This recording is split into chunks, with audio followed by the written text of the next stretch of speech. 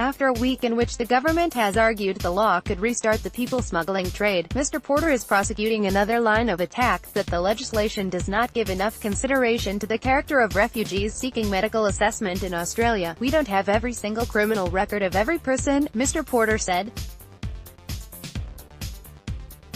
"People fit the category of having been charged of serious offences including sexual offences, and we are unable now to refuse their entry into Australia." Mr. Porter was pushed to reveal whether any alleged murderers or rapists were awaiting sentence on Manus Island or Nauru, but could not identify any cases.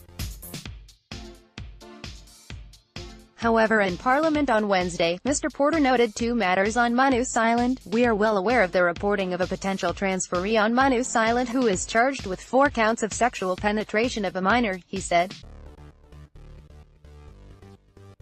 "We are aware of another potential transferee who has been charged with an indecent act with a child under 16. Mr. Porter did not say whether these refugees were being considered for a medical transfer.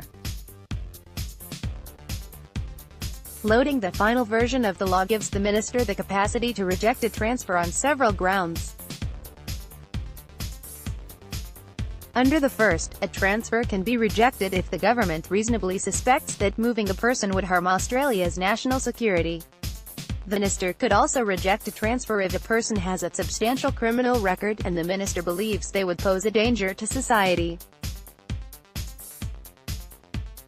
Under the Act, a person has a substantial criminal record if they have been sentenced to longer than 12 months in prison."